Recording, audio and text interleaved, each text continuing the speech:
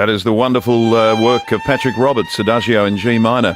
And Patrick is performing at the Palms at Crown for a very special cause coming up on the 18th of February and joins me in the studio. Patrick, welcome to 3AW. G'day, Dennis. How are you going? Thanks very much. I'm well. Of course, people would have seen you with Lauren Nicholson on Carols by Candlelight. That was a beautiful piece. Yeah, it was a wonderful experience, and I enjoyed being there on stage with some of the greats of Australian music history, such as yourself as well. And Lauren was a great person to perform next to, as well as Christy. And being able to play in front of all those people for Christmas Eve was a pleasure. A wonderful thrill. The concert that's coming up, you're helping to raise money for the National Stroke Foundation. That's right. Is there some emotional link to this for you? Well, the National Stroke Foundation, they've been, I think, first of all, stroke's just a big thing in the world these days. It's the second leading cause of death in Australia and is a major cause of disability. And I find that they've actually supported me a lot in the past with wonderful charity events I've actually played for them. And they're just a great organisation raising money for an amazing cause. So I found to do a concert for them and raise money to fight this disease would be a wonderful thing, you know, because around the world someone dies every 6 seconds from stroke. So it's a very big cause in the world. And I guess it's something that touches just about every family. Yes, I completely agree. Yeah, it's a very personal thing as well. So and very confronting. Did you notice, just harking back to Carols for a second, Yep. how young the string players were? Yes, actually, a lot of them were some of my students. So walking out on stage and seeing them was an interesting experience, I must say, because I actually teach at St Michael's Grammar School in Chapel Street as well, and as a music teacher there. So I walked out and noticed some familiar faces, which was good to see. And Pete Smith he also made a big deal of who I was there and how I was a violin player and everything. So they all opened their ears and turned around and saw who I was. It was good. A lot of violinists, I presume they're happy to be part of an orchestra. You've got the desire to be a soloist.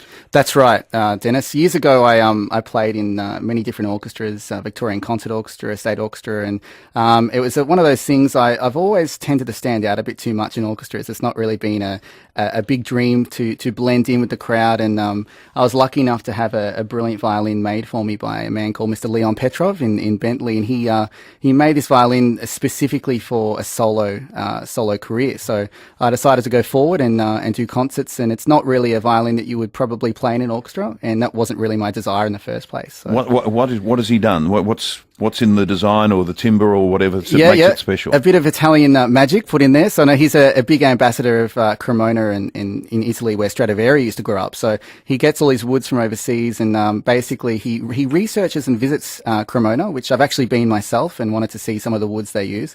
And this particular violin was made in the very big traditions of Stradivari himself. So it has a beautiful tone and an amazing projection. So for solo music, it's the perfect instrument I could actually want. So how much different then is it to another beautiful top-class violin?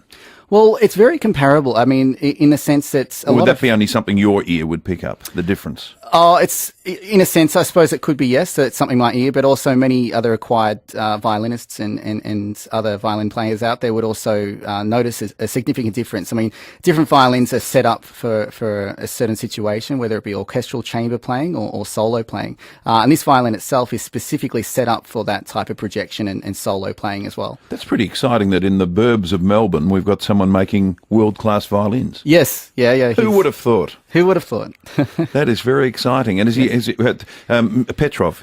Leon Petrov, yes. Leon Petrov. Yeah. His violins then an export industry for Australia? Or is he making them mostly for here? He's making them mostly for here. He's actually been the lucky man to make a good 4 violins now for Mr. Andre Roux. So I was lucky enough to get pretty much the first one off the rank. Andre doesn't do a bit of Marcus Bagdatis, and I didn't like that concert and bashed him on the ground. No. He treats them well. So I was lucky to get the first one there, and then after that I found out Andre was interested in the same instrument and started chasing them down as well. So yeah, it's been a good history. Do you have any ambitions towards... It's been a wonderful thing that Andre Rieu has done for to bring the more classical music. He's found an entertainment vehicle to bring it to the masses. Yes, exactly. I mean, I think Andre's been an amazing breakthrough for audiences, especially classical audiences out there, because I think classical music in Australia in particular has a particular void where a lot of acquired listeners only like that specific genre. And I think he's really brought it to the mainstream and broken through that mold. So he is a definite inspiration for me. In a sense, he has drawn people to classical concerts who possibly would have said, no, I'm not really mad on classical music. But once they get there and have that experience and the participation, they go, oh, that's wonderful. Exactly. And that's the whole thing. It's all about the show. And that's what I'm doing as well with this concert at the Palms at Crown. It's essentially the same type of feel that I bring to the audience. I tend to make them remember amazing memories from the past and bring a whole ambiance of musical memories for them. And a fair name as your special guest. Yeah, Mr. Daryl Braithwaite. Yes, he's coming on to do a set. He's a wonderful ambassador for Australia. I mean, he's singing some great classic hits from the past, so he'll be there. Singing better than ever. Oh, of course. Yeah, always. Are you going to do something together? Well, I'd hope to. We can only hope something might happen at the end. There's going to be a lot of surprises in that concert, I can tell you. So there's a great encores, and by the end of the whole thing, a lot of people will be stomping their feet and dancing in the aisles. So it's a bit of Andre Roux spirit there already. All right. It is February 18. That's right. At the Palms at Crown at 8 p.m. It's a wonderful venue. It'll be a fantastic concert. And as mentioned, generously donating to the National Stroke Foundation. So, and what people book at Crown? People can book at Ticketek online. So just basically by calling Ticketek, and also at Crown as well on level 1. That'll be terrific. Good luck. I hope it's a huge success. Thanks very much, Dennis. And you're willing to? You've got the solo violin with us. So can you give us a little solo? Of course. I'll play a little bit of a favourite song of mine called I Dreamed a Dream.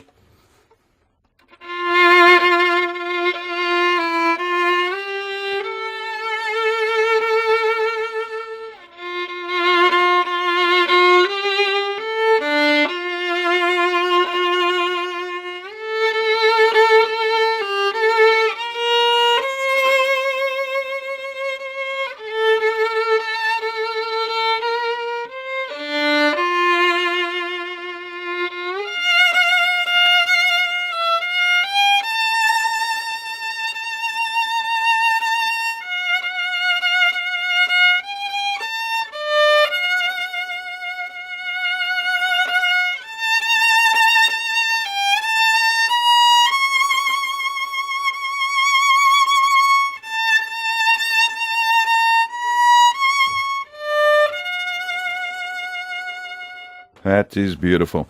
I Dreamed a Dream. The first caller through will be winning a double pass to go along and see Patrick Roberts with special guest Daryl Braithwaite at the Palms at Crown, February 18, and money raised going to the National Stroke Foundation. 96 900 693, a double pass to the first caller.